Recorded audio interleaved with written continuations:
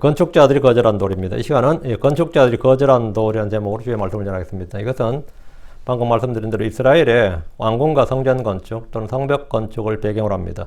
다윗 왕은 성전 건축을 계획했지만 주께서 허락하지 않으셨습니다. 다윗은 먼저 자신의 왕궁, 자신의 집을 지었는데 이때 고용된 목수들 그리고 석공들은 두로 왕 히람이 보낸 일꾼들이었습니다. 이스라엘에 왕궁이나 성벽을 건축할 만한 일꾼이 없었던 겁니다. 그 정도의 목수나 석공이 없었던 거예요. 사무엘하 5장 11절에 보면 두로 왕 히람이 다윗에게 전령들과 백향목들과 목수들과 석공들을 보냈더니 그들이 다윗을 위하여 집을 지었더라. 다윗 왕궁을 누가 지은 거예요? 두로 왕이 지어준 거예요, 사실은. 물론 재정이 이쪽에서 돼 있겠지만 일꾼들하고 기본적 기술자 그리고 나무, 돌, 목수, 기술자하고 이 건축 자재가 두로 왕에서 왔다는 겁니다. 이때 목수들과 석공들은 왕궁이나 성전, 성벽을 건축할 수 있는 당대 최고의 기술자들이었습니다.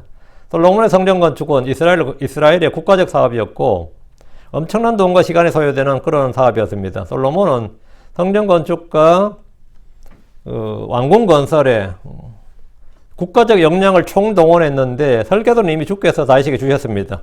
다윗이 이제 주님으로부터 블루프린트를 받았어요. 청사진을 받았고 주께 주셨고 건축 비용도 아버지 다윗이 모두 마련해 뒀습니다. 일을 할 수 있는 일꾼들과 유능한 기술자들이 필요한데 그때 일한 목수들과 석공들이 소위 오늘날 프리메이슨의 원조가 됩니다. 이 프리메이슨 하면 전부 다 이때 이야기가 나와요. 프리메이슨 이야기가 보면 솔로몬이 그 산에 그 예루살렘 성전산 그 산에다가 그런 건축물을 제작할 수 있는 그 기술 그 엄청난 그 토목공학과 건축 소위 말 토목공학이죠. 그리고 그런 걸 그 무거운 돌들을 어떻게 옮겨가지고 그런 걸 지을 수 있었겠는가. 그럼 그 상당한 어떤 공학적인 기술이 필요한 거죠. 한국도 수원성 지을 때 처음으로 정약용 씨라는 분이 목민심터 쓴 정약용 씨가 말이죠. 거중기를 사용했다고 그러거든요. 그 수원성이 상당히 돌이 잘 갖추어져 있는 현대식 그 건물 그 성곽이에요. 또 사대문하고도 틀립니다. 그러니까 이런 거. 그런데 이 솔로몬의 성전인 솔로몬의 왕궁은 엄청나게 잘 지었는데 이것도 훗날 모든 이 유럽까지 중동 유럽의 모든 이 왕궁이나 이 성전을 짓는데 그들이 막 신전을 짓는데 기초가 됩니다. 이게 모델이 돼요. 그래가지고 이 일꾼들이 이제 프리메이슨이라 그러는데 다윗의 아들 솔로몬이 성전을 건축할 수 있도록 모든 다윗이 이제 다 준비를 했고 다윗은 이 두로 사람 히람이 보낸 이 사람들을 사용해서 지었다는 거예요. 역대기상 20장 2절에도 보면 다윗이 명령하 이스라엘 땅에 있는 타국인들을 함께 모으고 또 그가 석공들을 세우고 하나님의 집을 건축할 돌들을 다듬게 하더라. 그래서 다윗이 벌써 돌을 다듬었다고 이미 성전을 건축할 수 있는 돌들을 다듬어 놨다는 거죠. 미리 다. 그러면 이제 딱 옮기면 조립하듯이 딱 할 수 있는 거죠. 그렇게 해도 7년 걸려요. 그렇게 다윗 때부터 준비를 했는데도 솔로몬이 사실상 건축하는데 그렇게 시간이 걸렸다고. 목수와 석공, 성전, 보수 공사에도 동원되었습니다. 건축자들은 먼저 재료들을 건축에 필요한 자재들을 구합니다. 각지에서 돌을 구하고 목재를 구해야 되는데 성전 건축에 사용되는 돌은 최고의 석재와 목재여야 됩니다. 쓸만한 돌이나 목재라면 큰 돈도 마다하지 않고 구매하겠지만 쓸모없는 돌은 내다 버립니다. 건축자들이 쓸모없는 돌이라고 판단한 것은 재료로 사용되지 못하고 깨뜨려 버리거나 아니면 건축 현장에 아니면 밖에다가 둡니다. 다 지을 때까지 밖에다 두고 나중에 따로 써야 되니까요. 성경이 말하는 돌이나 나무, 보석은 기본적으로 뭘 가리킵니까? 사람을 가리키는 말이죠. 사람을 가리키는 말이에요. 손으로 짓지 않는 건물, 영적인 집으로 지어지는 건축재료로 사용되는 나무, 돌, 보석은 사람입니다. 이것은 성경만이 아니라 일상생활에서도 흔히 사용되는 언어적 사용법입니다. 큰 사람은 큰 돌이라는 의미에서 거석이라고 그러고 큰 나무라는 뜻으로 거목이라는 말을 사용하게 됩니다. 그 사람 거목이다. 크리스천들 교회에서도 영적 거목이라고 불리는 사람들이 가끔 있죠. 영적 거목 그런 사람이 있고 될성 부른 나무에서 큰 나무 이미 다 큰 나무 이걸 성목이라고 합니다. 저 성자는 그 성자도 아닌데 우리 중학교 때 농업 배웠거든요. 농업은 자꾸 나보고 성목 하는데 작은 나무 소목 다 큰 나무를 성목이라고 그러면 성목. 그리고 큰 나무, 거대한 나무를 거목이라고 그러죠. 영적 거목이라는 말을 듣는 사람도 있고, 또 더 이제 띄워줄 때는 뭐죠? 거성이라고 그러죠. 영적 거성이라고 하면 큰 별이란 말입니다. 거성이란 말을 듣는 사람도 있습니다. 우리 주께서 좋은 열매를 맺는 좋은 나무, 또 열매 맺지 못하는 나무에 대해서 말씀하실 때 그 나무, 주님께서 말씀하신 좋은 열매 맺는 나무, 부패한 나무, 썩은 나무, 나쁜 열매를 맺는 나무, 뭐 이런 나무가, 주님 말씀의 나무라는 게 뭐예요? 나무는 사람을 가리키는 말입니다. 주님 자신이 참 포도나무십니다. 그분은 좋은 올리브 나무입니다. 바벨론 왕은 백향목나무라 불렸습니다. 사사기 9장에 보면 포도나무와 올리브나무와 무화과나무와 가시나무 중에서 누가 왕이 될래? 그러니까 포도나무도 거부하고 올리브나무도 나 왕 안 되겠다 그러고 무화과나무도 싫다 그러는데 느닷없이 하나가 딱 나오네. 가시나무가 내가 왕이 되겠다는 거예요. 가시나무가 왕이 되는 장면이 나옵니다. 여기서 왕이 된 가시나무가 누굽니까? 자기 형제들 모두 죽이고 왕이 된 아비멜렉, 그 기드온의 아들 아비멜렉이었습니다. 사람들의 선택은 언제나 최선이 아닌 최악을 택합니다. 최악을 택해요. 회개하지 않는 나무는 찍혀서 버려지는 나무, 불에 타는 나무로도 비유됩니다. 사람을 돌에 비유하는 것도 매우 흔한 일인데 우리 주 예수님은 반석 또는 기초석입니다. 주 예수님은 머릿돌이고 살아있는 돌이십니다. 베드로전서 2장 4절에 사람들에게는 참으로 거부되었으나 하나님께는 선택되셨고 귀하시며 산돌이신 그분께로 나온 자들이니 사람들에게는 참으로 거부되었으나 사람들이 거부된 돌이라고요. 하나님께는 선택되셨고 귀하시며 산돌이신 그분께로 나온 자들, 이게 누구예요? 크리스천들이죠. 나온 자들이니 주께서는 살아있는 돌, 주께서 살아있는 돌이시라면 우리 역시 살아있는 돌입니다. 우리 역시 크리스천들 역시 살아있는 돌입니다. 베드로전서 2장 5절 너희 또한 살아있는 돌들로서 라이브리스톤 또는 리빙스톤 뭐 어떤 데 생기는 돌 이렇게 하는 사람도 있는데 살아있는 돌들로서 영적 집으로 건축되고 이게 중요해요. 영적 집으로 건축되고 스피리추얼 하우스라고요. 그 스피리추얼 템플, 영적 성전, 영적 집. 예수를 통해 하나님께서 받으실 만한 영적 희생물 드리는 거룩한 제사장들이 되었도다. 그런 지상의 솔로몬 성전이나 스룹바벨 성전이나 헤롯 성전처럼 지을 때는 뭐 두로에서 나온 그 나무들, 백향목 같은 거, 바벨론의 백향목이나 두로에서 나온 그런 석공들, 나무들, 돌들이 필요하지만 이 영적 집으로 건축되는 데는 뭐가 필요하다는 거죠? 살아있는 돌들이 필요하다 이거예요. 영적인 돌들, 살아있는 나무가 필요하다고. 그러니까 쓰러진 다윗의 장막을 건축하시는 분이 누굽니까? 주 예수님이죠. 사도행전 15장 16절에 이후에 내가 돌아와 쓰러진 다윗의 장막을 다시 건축하고 또 내가 그것에 허물어진 것들을 다시 건축하면 내가 그것을 세우리니. 주님께 내가 돌아왔어. 이게 제 이름이죠. 쓰러진 다윗의 장막을 다시 건축하고, 이거 건축하다 이게 빌드예요. 예수님이 뭐다? 빌더라고, 건축가라고요. 밥 더 빌더가 아니라, 지저스 더 빌더예요. 그 더 빌더가 뭐냐? 다윗의 쓰러진 장막을 건축하고 내가 그것에 허물어진 것들을 다시 건축하며 내가 그것을 세우리라. 주님께 내가 그것을 세우리라. 주님께서 세우겠다고 한 말씀이 두 가지가 있어요. 하나가 뭐죠? 내가 이 반석에 내 교회를 세우리라. 건축하리라. 또 하나가 내가 다윗의 장막을 다시 세우리라. 이거거든요. 주께서 돌아와서 하늘의 왕국을 건축할 때, 세우실 때 필요한 재료가 두로의 목재나 바빌론의 백향목이 아니고 거기는 돌들이 아니라 살아있는 돌들과 나무들이라 이 말입니다. 그러니까 주께서 교회를 세우는데 필요한 재료들도 역시 살아있는 돌들입니다. 이 교회를 하나 세우려면 밑에 기초석을 놔야 되는데 그 기초석이 누구냐 이게. 그 파운데이션, 그 락, 그게 누구냐 이거든요. 그게 없으면 세울 수가 없으니까요. 건축자들이 쓸모없는 것으로 판단하고 거절하고 버린 돌이지만 주 하나님께서 선택하신 돌이 있습니다. 그분이 바로 주 예수 그리스도입니다. 하나님은 그분을 교회의 반석, 기초로 삼으셨습니다. 하나님은 그분을 모퉁이의 머릿돌로 삼으셨습니다. 주께서 세우시는 성전에 필요한 건축 재료는 죽은 돌이 아니라 산 돌입니다.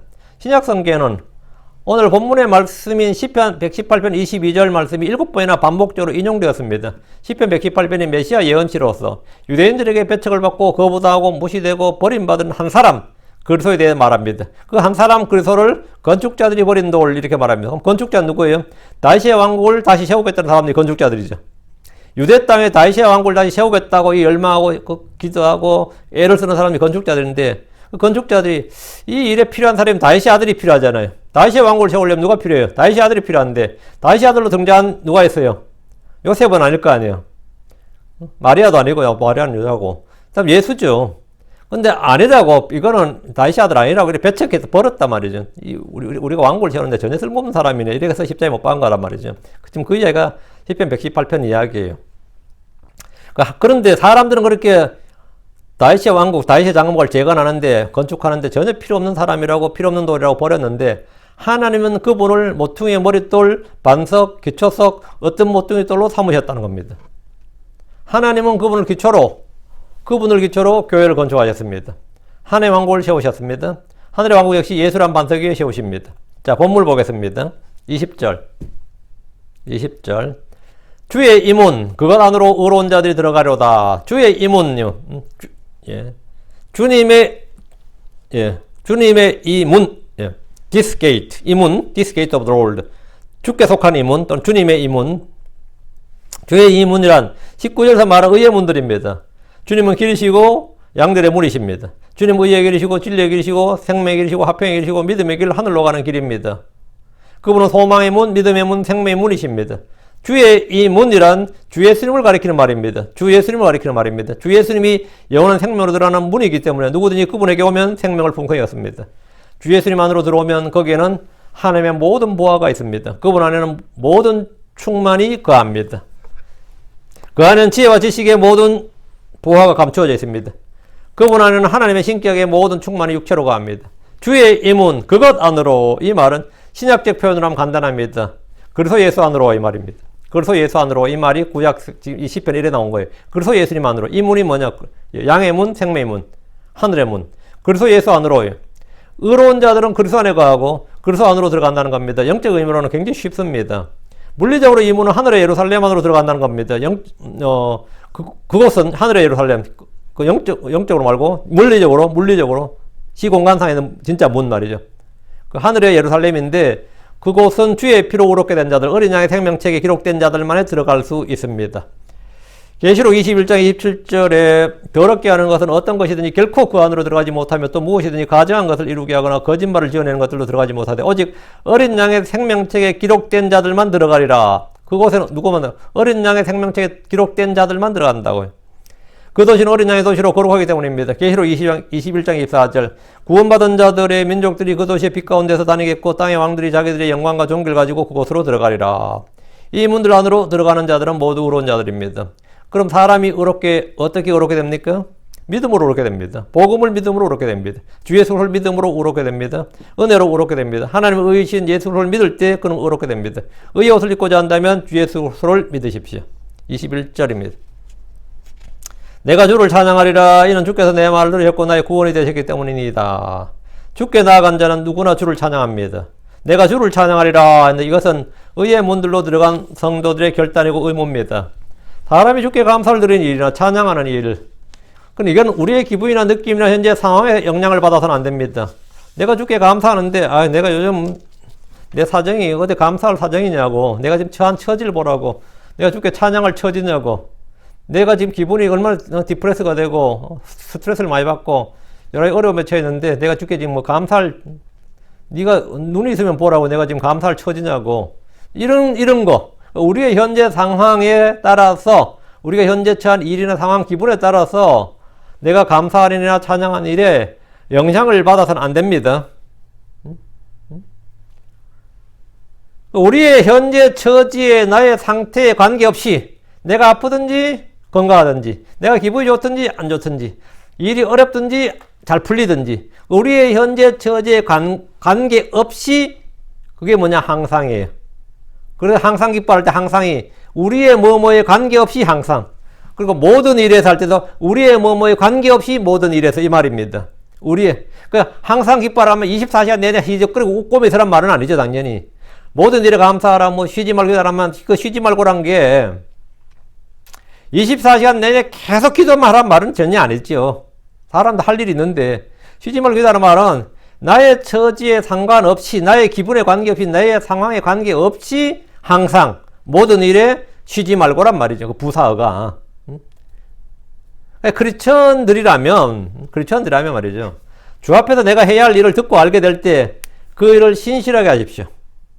감사든 찬양이든 기도든 말씀 선포든 선을 행하는 일이든 섬김이나 구제 등 무슨 일이라 주 앞에서 선한 소원과 의지로 결단한 것들이 있다면 그것을 행하십시오. 주의 복을 지키겠다고 결단했다면 그렇게 하십시오. 난 하루 3번 기도하겠다고 결단했다면 그 일을 하시고, 성경 읽기나 암송을 결단했다면 매일 그렇게 하십시오. 복음을 전해야겠다고 마음먹었다면 그렇게 하십시오. 그 일을 하십시오. 나의 사정에 관계없이 오늘은 내가 사정이 안 된다. 그게 아니고 나의 사정과 상관없이 해야 될 일을 한다 이거예요. 내가 주를 찬양하리라고 했다면 매일 주를 높이고 주의 영광을 위해서 do something, 뭔가 하라고요. 주의 영광을 위해서 뭔가를 해야 됩니다. 이 시를 쓴 시편 기자가 주를 찬양하겠다, 내가 주를 찬양하리라 했는데 그 이유가 뭐냐? 그 뒤에 나오죠. 이는 주께서 내 말을 들으셨고 나의 구원이 되셨기 때문이니다. 내 말을 들으셨고, 시편 기자는 주를 찬양한 이유를 말하고 있는 겁니다. 이는 이 주께서 내 말을 들으셨고, 이건 기동답이죠. 내 고난 가운데 기도를 했다고요. 부르짖었다고요. 외쳤는데 주님께서 내 말을 들으셨다고요. 내 말 들으시고 어때? 결과가 나오죠? 알았다, 들었다가 나의 구원이 되셨기 때문이니다. 구출해 주셨다, 구원해 주셨다는 거죠. 결과가 나온 거죠. 고난 중에 있던 그가 주를 불렀을 때 주님은 그의 구원이 되셨습니다. 여기서 말하는 구원은 고난으로부터 구원 구출입니다. 고난으로부터의 구원 구출, 이건 우리의 일상의 삶을 바꿔놓는 겁니다. 물론 혼의 구원은 영혼의 생명, 영혼에 속한 거죠. 영혼에 관한 우리의 그 사후, 우리의 영혼의 그 운명을 바꾸는 거라면, 이 구출, 나의 구원이 되셨기 때문이다. 이 구원은 일상의 우리 삶에서 어떤 압력이나 어려움이나 뭐 여러 가지 고난이나 시험이나 여기서 구출이에요. 우리 믿음을 통해서 은혜로 혼의 구원을 받았지만 일상의 다양한 시험과 고난과 재앙과 악으로부터 구원이 필요합니다. 필요하죠? 안 필요해요? 질병에서, 가난에서, 빚에서, 전쟁에서, 또는 자연재해에서, 또 미국처럼 미국 뭐 칼부림 나고 총기 사고, 화재 사건, 교통사고 많죠? 별의별 사고는 다 있잖아요. 여기 뭐예요? 예, 구원이 필요하다고. 그 어려움을 당할 때 구원이 필요합니다. 주께서 내 말을 들으셨고 나의 구원이 되셨다는 것은 이런 것들에서 구원이 있다는 거예요. 이런 것들에 구원이 있다는 겁니다. 이 시편이 메시아 예언의 시편이기 때문에 우리 주 예수님에게 적용할 수 있습니다. 하나님 우리 주께서 하시는 모든 기도와 간구를 들으셨고 구원이 되셨습니다. 가장 큰 구원은 죽은 자들로부터의 부활, 사망과 지옥에서 나오신 겁니다. 22절입니다. 건축자들이 거절한 돌이 모퉁이의 머릿돌이 되었느니라. 이건 굉장히 유명한 구절이죠. 22절, 23절은 그 메시아 시편의 가장 유명한 구절이고, 신약에서도 이 수시로 인용하는, 사도들이 수시로 인용하는 구절, 복음서나 서신서에 다 나오는 구절이에요. 건축자들이 거절한 돌이 모퉁이의 머릿돌이 되셨느니라. 이 reject, reject 당해본 적 있으세요? reject, accept, reject죠. accept는 받아들인다, reject는 거절한다. 이거. 이 구절은 역사적으로 솔로몬의 성전 건축과 바벨론의 포로기에서 돌아온 유대인들의 성전 건축을 배경으로 삼습니다. 성전 건축자들, 왕국의 건축자들, 도시의 건축자들은 건축에 필요한 목재와 돌을 구하는데 건축에 적합하지 않는 재료들은 거절합니다. 건축자들이 거절한 돌이란 주 건축자들이 재료들을 판정할 때 적합하지 않는 돌들, 쓸모없는 돌들을 버리는 데서 유래한 겁니다. 기초로 쓰는 돌과 계단에 쓰는 돌은 같지 않습니다. 집을 하나 짓는데도 정말 다양한 종류와 재질과 크기의 돌이 필요합니다. 돌도 비쌉니다. 특히 마지막 마감재로 쓰는 대리석 같은 건 어때요?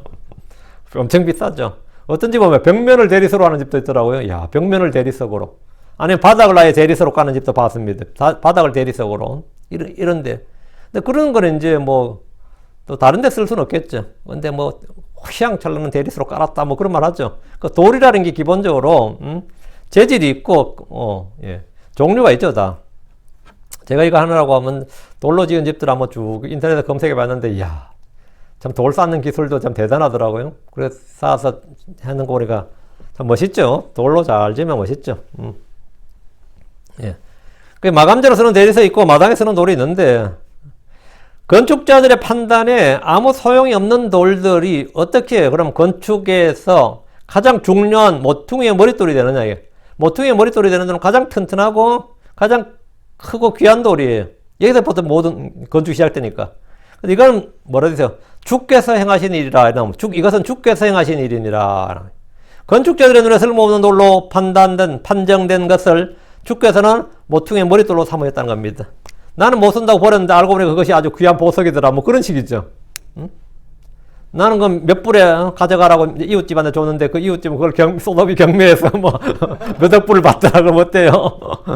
나는 쓸모없는 그림이라고 생각해서 그냥 했고, 나는 그냥 쓸모없는 그릇이라고 생각해서 뭐로 썼다더라? 뭘로 썼는데 나중에 보니까 뭐 그게 뭐 창조시대에 뭐 황제가 쓰던 뭐였다. 나 그거 믿겠지 않는데 하여튼 그렇게 경매에 가끔 나오죠. 그래가지고 뭐 그게 뭐 얼마에 팔렸다 그런 이야기들 뭐 나오죠. 나는 쓸모없는 돌이야. 쓸모없는 그림이다. 쓸모없는, 못 알아보는 거지. 이 유대인들은 예수님이 유대민족에 아무 쓸모가 없는 오히려 해악이 된다고 생각했습니다. 특히 가야바 같은 사람은 예수가 쓸모없는 정도가 아니라 빨리 치워버려야 되는, 우리 민족에서 빨리 없애버려야 되는 도리라고 생각했어요. 이것은 하나님과 사람의 안목이 다른 거죠. 하나님의 생각과 사람의 생각, 하나님의 판단과 사람의 판단이 완전히 다르다는 걸 보여주는 대표적인 예입니다. 우리가 볼 때 쓸모없는 인간, 죽어 마땅한 인간인데 하나님 보시기에 귀한 인간이 있고, 우리가 볼 때 우러러 받들어 봤는데 알고 보니까 사악한 인간이 있는 거잖아요. 우리가 어떻게 알아, 솔직히. 이 판단은 주께 속한 거예요. 재판은 주께 속한 거라고. 이 재판이 뭐예요? 판단이에요. 판단은 주께 속한 거라고. 이사야 55장 8절 9절 이는 내 생각들은 너희 생각들이 아니고 너희 길들은 내 길들이 아니기 때문이라. 주가 말하노라. 이는 하늘들이 땅보다 높은 같이 내 길들도 너희 길들보다 높고 내 생각들은 너희 생각들보다 높기 때문이라. 주 예수님에 대해서 유대인들은 그분을 사생아 예언자들 중에 하나 선생 음행으로 태어난 자 바알세법 등 다양하게 불렀지만 주 하나님은 그분을 주와 구원자라고 하셨습니다. 지금 본문이 말한 건축자들은 유대인들, 특히 제사장과 장로들, 서기관들, 바리새인들 말합니다. 그들이 버린 돌, 무시한 돌, 거절한 돌은 주 예수 그리스도입니다. 주 예수는 외모를 볼 때 사람들이 흠모할 만한 아름다움이 전혀 없었습니다. 그분은 건축자들에게 존중받을 아무것도 없었습니다. 그는 뛰어난 영웅도 아니었고 학자도 아니었고 권력자도 아니었고 그렇다고 로마에 대항한 강한 의지를 가진 투사도 아니었고, 그 유대인들이 볼 때는 그냥 민족의 현혹자, 민심을 쏘이고 자신을 메시아라고 하는 그냥 사기꾼에 불과했습니다. 그러면 사람들에게 무시와 멸시를 받았고 배척을 받았습니다. 유대인들이 세월의 왕국에서, 유대인들이 세월의 왕국은 뭐죠? 메시아 왕국이었죠. 메시아 왕국에서 가장 필요한 건 메시아야 돼. 다윗의 왕국에서 가장 필요한 건 다윗의 아들이라고요. 그런데 이 예수가 과연 그 사람이냐 이 말이에요. 이 유대인들이 세월의 왕국에서 예수님의 역할은, 예수님은 뭐죠? 그들 그 당대의 살인자였고 폭력배였고 폭동을 일으키던 테러리스트 바라바만도 못한 존재였습니다. 그러나 하나님이 친히 세우시려는 왕국에서 그분은 기초석이었고 머릿돌입니다. 하나님이 세우시는 왕국과 유대인들이 당시에 세우려던 왕국이 완전히 달랐던 겁니다. 사도 바울은 그분 위에 교회를 세우는 주건축자였습니다. 고린도전서 3장 10절에 고린도전서 3장 10절 내게 주신 하나님의 은혜에 따라 지혜로운 주건축자로서 내가 기초를 놓았고 다른 사람이 그 위에 세웠느니라. 그러나 각 사람 그 위에 어떻게 세울지 주의할지니라. 내가 주건축자로, 지혜로운 주건축자. 그 바울 사도가 마스터 빌더였습니다. 주건축자였는데 내가 기초를 놓았다잖아요. 그 기초를 놓았다. 그 기초는 누구였다? 예수 그리스도라고요. 예수 그리스도가 기초였단 말이죠. 우리 주 하나님 역시 살아있는 성전을 세우시는 건축자십니다. 주님도 건축자, 빌더예요. 하나님은 새 예루살렘을 만드는 건축자십니다. 다윗이 쓰러진 장막을 재건하시는 건축자예요. 예루살렘 성벽을 다시 재건하시고 그 왕국을 다시 세우시는 건축자예요. 히브리서 11장 10절에 이는 그가 기초들이 있는 한 도시를 기다렸기 때문이니 그것의 건축자와 만드신 이는 하나님이시니라. 그 건축자가 누구라고요? 다윗이 아니에요. 그것의 건축자 만드신 이는 바울도 아닙니다. 하나님이시다. 교회의 주건축자는 사도 바울이었는데 다윗의 왕국, 메시아 왕국의 주건축자, 새 예루살렘 주건축자, 천연왕국의 주건축자는 당연히 그것의 건축자 만드시는 하나님이시니라. 하나님이다. 하늘의 왕국, 새 예루살렘, 하늘에 있는 맨션, 우리가 영원히 살 집을 만드실 때 사용하시는 기초석, 머릿돌이 우리 주 예수 그리스도입니다. 사람들은 그분을 아무것도 아닌 것으로 여기지만 지혜로운 자들은 그분 위에 자신의 집을 짓습니다. 성전이나 왕궁이나 예루살렘이나 건축물에 머릿돌이 있듯이 교회의 머리, 나의 머리는 단연 예수님입니다. 에베소 1장 22절에 또 모든 것을 그분의 발 아래 두시며 그분을 모든 것 위에 머리가 되도록 교회에게 주셨으니. 에베소 5장 3절에도 이는 남편이 아내의 머리됨이 그리스도께서 교회의 머리 되신 것 같기 때문에 그분께서는 그 몸에 구주시니라. 머리됨, 그리스도께서 교회의 머리 된다. 머리. 교회란 하나님의 집은 주의 성전으로서 유기체입니다. 살아있는 건물입니다. 예수님은 교회의 머리이십니다. 이것이 진정한 머릿돌입니다. 골로새 1장 18절에 또 그분께서는 몸 곧 교회의 머리시니라. 그분께서는 시작이시오 죽은 자들로부터 처음 난 자시니 이것은 그분께서 모든 것 안에서 으뜸이 되려 하심이니라. 그분께서는 몸 곧 교회의 머리시니라. 머리시니라. 이 머리로부터 온몸이 마디어 힘줄에 영향을 공급받고 함께 결합하여 하나님께서 자라게 하시는 대로 자랍니다. 23절입니다. 이것은 주께서 행하신 것이요 그것은 우리 눈에 놀랍도다. 사람들이 버린 돌, 건축자들이 거부한 돌, 무시한 돌을 주께서는 모퉁이의 머릿돌이 되게 하셨습니다. 이 말은 유대인들이 십자가에 못 박은 나사렛 예수님을 주요 그리스도로 삼으셨다는 겁니다. 이 말씀에 대한 정확한 설명은 사도행전 2장 36절에 있습니다. 이걸 한번 봅시다. 사도행전 2장 36절. 예. 요 구절의 정확한 해석, 주석. 우리 베드로가 이제 이 부분을 이제 유대인들 앞에서 선포를 한 거죠. 그러므로 이스라엘의 모든 집을 확실히 알지니 너희가 십자가에 못 박은 그 동일한 예수님을 너희가 십자가에 못 박은 이게 뭐죠? 너희는 버렸다 이거. 배척했다. 거절했다. 예수님 받아들이지 않았다. 너희는 버렸다고. 죽여버렸다고요. 너희가 십자가에 못 박은 그 동일한 예수님을 하나님께서 주와 그리스도로 삼으셨느니라. 하나님께서는 그분은 뭐라고요? 너희가 못 박은 그 예수님을 너희가 버린 그 돌을 모퉁이에 머릿돌로 삼았다고. 주와 그리스도로 삼으셨느니라. 너희가 십자가에 못 박은 돌, 너희가 십자가에 못 박은 그 동일한 예수님. 이것이 바로 건축자들이 버린 돌입니다. 하나님께서 주와 그리스도로 삼으셨느니라. 이것이 모퉁이의 머릿돌입니다. 이것은 주께서 행하신 것이다. 이 말입니다. 그래서 주 하나님께서 그분을 주와 그리스도로 삼으셨고 하늘과 땅의 모든 권능을 그분에게 주셨습니다. 하나님은 예수 그리스도를 모든 것의 머리로 삼으셨습니다. 그것은 우리 눈에 놀랍도다. 나사렛 예수님이 교회의 반석이시고 기초시고 모든 것의 머리가 됩니다. 그런데 이 사실은 누구에게나 놀라운 사실입니다. 아무도 그렇지 않다고 하는 사람이 없을 겁니다. 주께서 오실 때 유대인들은 그분이 나사렛 예수라는 사실에 놀랄 겁니다. 온 세상의 모든 민족들 역시 그분이 바로 주 하나님이라는 사실에 놀랄 겁니다. 예수가 하나님이었어? 이게 주의 재림 때 온 땅의 모든 사람들이 보일 반응이에요. 예수가 하나님이었어? 그게 사람 아니었어? 그분이 하나님이었단 말이야? 예수가 하나님이었냐고. 예수가 하나님이었다고. 예수가 진짜 신이었네? 그냥 신이 아니라 창조주. 신들 중에 신이고, 주들 중에 주. 그런, 트루가셨다. 참 하나님이었단 말이지. 여기에 놀라지 않은 사람이 없을 겁니다. 그분은 사람들이 생각에 단순히 성현이나 위인이나 영웅이나 현자나 종교 창시자나 기독교의 시조, 기독교를 만든 어떤 뭐가 아니라 하늘과 땅을 창조하셨고 우리를 위해 죽으신 그리스도 예수님이십니다. 그리스도 예수님입니다. 다시 24절입니다. 이날은 주께서 만드신 날이니 여기 언더라인. 이날은 주께서 만드신 날이니 우리가 그날을 기뻐할 것이요. 이날은 주께서 만드신 우리가 그날을 기뻐할 것이요. 그것 안에서 즐거워하려다. 그것 안에서 즐거워하려다. 네. 이날은 주께서 만드신 날이니 라고 할 때 이 날이 언제입니까? 이 날은 This is the day. 이 날이 바로 그 날이니 이 말이에요. The Lord has made. 주께서 만드신. 주께서 이 날을 만드셨다고. 주께서 솔직히 우리 생각할 때 주님은 첫째 날부터 일일까지 다 만드셨잖아요. 이 날 만들었다면 우리가 첫째 날부터 일곱째 날까지 다 만드셨어요. 그런데 유대인들에게 이 날이 언제냐고 물으면 이 날은 주께서 만드신 날이면 유대인들이 언제라 그러겠어요? 여러분 생각할 때 언제 같아요? 안식일이죠. 안식이라고 그럽니다. 크리스천들에게 이 날이 언제냐고 물으면 주일이라고 그래요. 저마다 이렇게 주장하는 이유가 있겠지만 본문에서 말하는 이 날은 안식이나 주의 첫날과는 아무런 관련이 없습니다. 이 날은 레위기 3장에 나오는 주의 명절들도 아닙니다. 유월절도 아니고 불임절도 아니에요. 이 날은 주께서 만드신 날이라고 하니까 어떤 분들은 성육신한 날인가? 아니 십자가에 못 박히신 날인가? 뭐 부활의 날인가? 뭐 아니면 성천하신 날인가? 성리에 오신 날인가? 의미를 부여해가지고 뭐 해석을 할 수 있잖아요. 가장 의미 있는 날, 성경에서 그래도 가장 의미 있는, 우리를 위해서 가장 의미 있는 날을 한다면 십자가에서 죽은 날 이렇게 생각할 수 있죠. 크리스천이라면.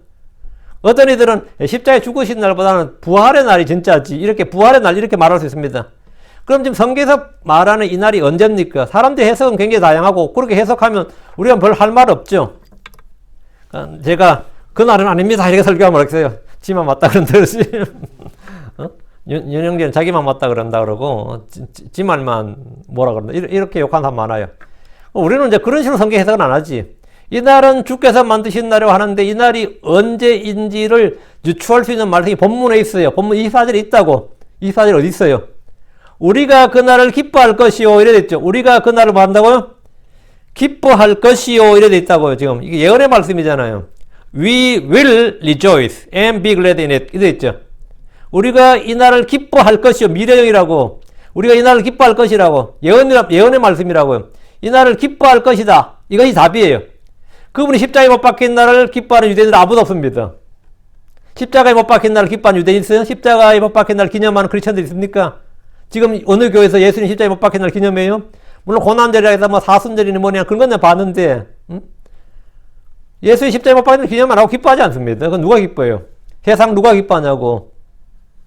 부활의 날에는 아무도 그분의 부활을 기뻐하지 않았습니다. 물론 주의 부활을 믿은 여자들이 놀라고 기뻐했다는 기록이 있지만 우리가 그날 기뻐할 것이요 이 말씀에 해당 사항은 없죠.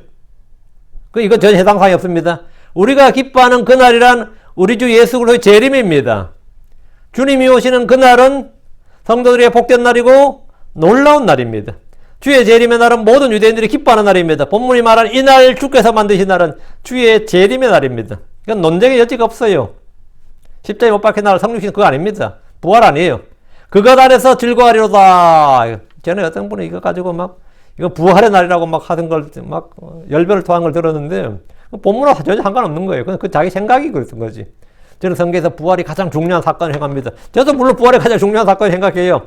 더 중요한 사건의 날이 있다고. 그건 주께서 오시는 날입니다. 주께서 이 땅에 오시는 날이. 이 말은 주의 오시는 그 날에 즐거워할 것이다 이 말이야. 그것 안에서 그것 안에 인잇이 뭐예요? 그 날에 즐거워한다고. 그 날에 우리가 즐거워한다고. 부활절에 즐거워하진 않잖아요. 부활한 날에 그 역사상 하루였어요. 즐거워하지 않는다고. 주님 오시는 그 날에 다들 즐거워해요. 주의 오심은 믿는 모든 자들의 즐거운 날입니다. 성경이 말한 이 날 주께서 만드신 날이 언제인지는 크리스천들에게는 공중제림의 날, 즉 그리스도의 날입니다. 환난 성도들에게 환난 성도들에게는 주의 지상 재림의 날입니다. 자, 25절. 이제 구원하소서. 오 주여 내가 당신께 간청하나이다. 오 주여 내가 당신께 간청하노니. 지금 형통을 보내소서. 참 절박한 기도인데 이게 무슨 기도 같아요? 이것은 재림에 죽게 하는 기도입니다. 주께서 그분의 거룩한 천사들과 함께 오실 때 고난 중에 있던 이스라엘이 이 기도를 합니다. 이제 구원하소서 주여. 아마게돈 전쟁에서 구원해달라는 겁니다. 용과 짐승과 거짓된 언약과 땅의 왕들의 그 군대들로부터 우리를 구원해달라는 거예요. 마귀와 그의 천사들로부터 우리를 구원해달라는 겁니다. 이제 구원하소서. 이제 지금이야. 지금 구원하소서. 아니면 그거 다 멸망 나온다고. 이제 구원하소서. 오 주여. 용과 짐승과 거짓된 자와 땅의 왕들의 군대들로부터 구원해달라는 겁니다. 오 주여 내가 당신에게 간청하나이다. 이 기도는 하만에게 전멸당할 위기에 놓였던 그때에 3일 밤 3일 낮 동안 금식하면서 했던 기도보다 더 간절할 겁니다. 그들은 전멸할 위기에 놓여 있습니다. 오 주여 내가 당신에게 간청하오니 지금 형통을 보내소서. 주님은 그들의 간구대로 그들을 구원하시며 구출하십니다. 26절. 주의 이름으로 오시는 그분께 복이 있도다. 우리가 주의 집에서부터 늘 축복하였도다. 주의 이름으로 오시는 그분께 복이 있도다. Blessed be. 뭐에게 복이 있도다. 주의 이름으로 오시는 그분, 이 말은 뭐죠? 주라는 이름으로 오시는 그분. 주라는 이름을 가지신 분, 이 말이에요. 주의 이름으로 오시는 그분 하면 뭐죠? 주라는 이름으로 오시는 그분, 이 말입니다. 주의 이름으로 오신다는 것은. 주의 이름으로 오시는 그분 하면 주라는 이름으로 오신 분. 누가 주의 이름으로 옵니까? 누가 주라는 이름을 가지고 오냐고요. 만군의 주, 왕들의 왕, 주들의 주라는 이름으로 오시는 분 누구예요? 예수 그리스도입니다. 예수님은 주라는 이름을 가지신 사람이에요. 주라는 이름을 가지신 하나님이고 주라는 이름을 가지신 왕이라고. 주. 예수 그리스도입니다. 예수 이름이 만군의 주, 주들의 주, 왕들의 왕입니다. 주의 이름으로 오시는 그분, 이 말은 재림하신 주 예수님을 일컫는 말입니다. 주 예수님을 일컫는 말이에요. 주 예수님은 복의 근원이십니다. 그분에게 복이 있습니다. 주의 이름으로 오시는 그분께 뭐가 있다? 복이 있도다. 복이 있도다. 복을 받았도다 이 말인데 복이 있도다. 주님은 당연히 복 받은 자죠. 주님께서는 주께서 하나님께서 기뻐하신 자고 주님께서 인정하신 자고 blessed 복을 받은 자인데 지금까지 유대인들은 예수님을 주께 뭐 받은 자? 저주 받은 자라고 주장하고 그렇게 믿었습니다. 지금도 유대인들은 예수님을 뭐 받은 자? 저주 받은 자. 하나님께 저주 받은 십자가에 못 박혔다는 게 뭐냐? 저주 받은 자다. 나무에 달린 자마다 저주 받은 자다. 그런데 그분은 저주 받은 자가 아니라 뭐다? 주의 이름 오시는 그분께 뭐가 있다? 복을 받은 자다. 예수님은 복이 있는 자다 이 말입니다. 복이신 분이다 이거예요.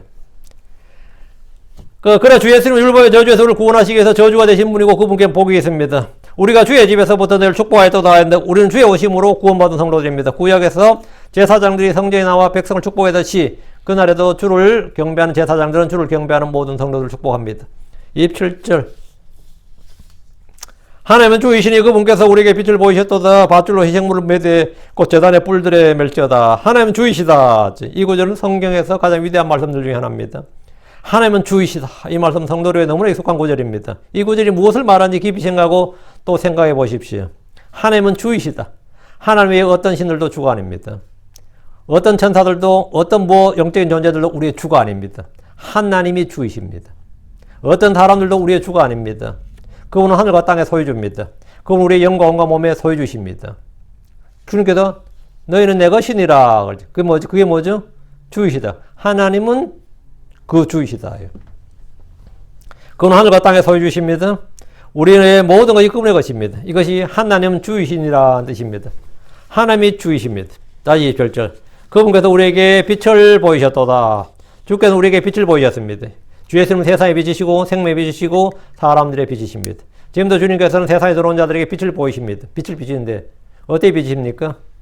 예, 우리에게 빛을 비치셨다, 보이셨다. 이것은 주님께서 빛을 보이셨는데 그분은 독생자를 세상에 보이심으로써 빛을 나타내 보이셨다 이 겁니다.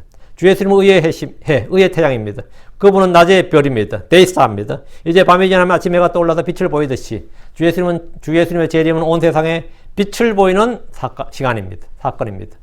지금 누구든지 복음의 말씀을 통해서 우리 마음속에 복음의 영광스러운 빛을 비치십니다. 우리 마음속에 빛을 비추신다고요. 다시 27절.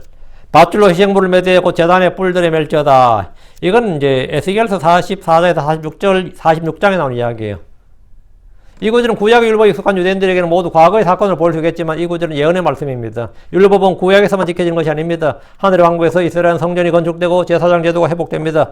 안식일과 절기 준수했고 희생물 드리는 일이 있습니다.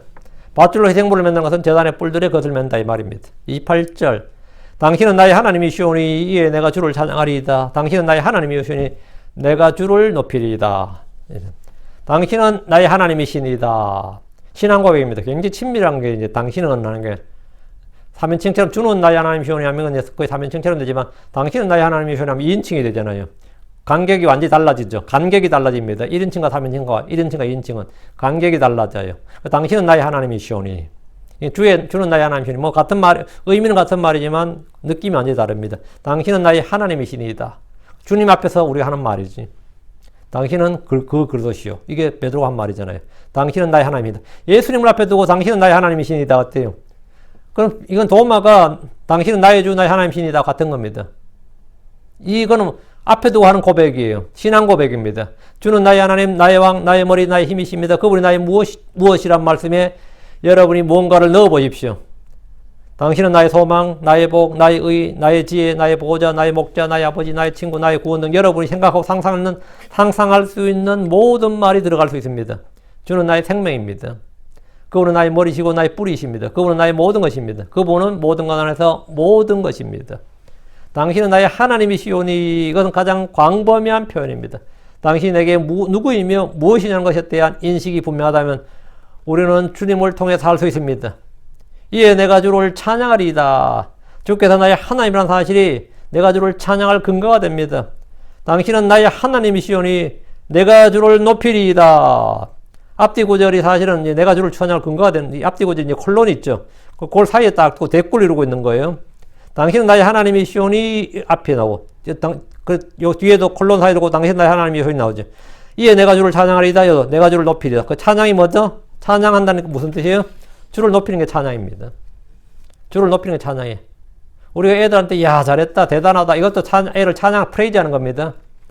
이제 한국 사람 그걸 뭐라 그러죠? 길을 살려준다 그러죠. 한국 사람들이 애의 길을 살려준다 할 때 미국 사람들은 그 똑같은 상황에서 애를 프레이즈 한다 그래요. 칭찬한다 찬양한다 그러면 칭찬한다 그것도 찬양입니다. 그 프레이즈라 그래 프레이즈. 막 뭐 야구장이나 농구장 같은 뭐 어떤 스타들 그 선수들 이름 막 부르면서 막 박수 치고 막 열광하는 거 있죠. 그것도 다 프레이즈예요. 찬양입니다. 당연히 프레이즈란 것은 그런 겁니다. 높인다, 인정하고 칭찬한다. 이게 찬양하는 겁니다. 예, 막 자랑하는 거 있죠. 자식 자랑하거나 아니 가족들 누구 자랑하거나 막 하면서 막 자랑하는 거 있죠. 그것도 프레이즈예요. 걔 오늘 엄청 프레이즈 하더라 그래요. 프레이즈 하더라. 우리가 막 박수 치면서 막 기 살려준다고 하는 그것도 다 프레이즈입니다. 프레이즈. 당신은 나의 하나님이여 내가 주를 높이리이다. 이에 내가 주를 찬양하리이다. 이 같은 말입니다. 높이는 거나 찬양하는 거 같은 거예요. 주를 찬양한다는 의미가 주를 높인다는 말인데 찬송은 노래로 주를 높이는 겁니다. 찬송은 또 박수 쳐서 높이는 것도 있어요. 고함 지르면서 큰 소리로 노이즈. 우리는 성경 킹제임스 노이즈라고 그러죠. 막 소리 지르 개성을 지르면서 그것도 주를 높이는 그것도 주를 찬양하는 겁니다. 찬양은 가능한 모든 수단을 동원해서 주를 높이는 겁니다. 그 종류는 상관없어. 자신이 가용 가능한 모든 것을 사용해서 주를 높이는 거예요.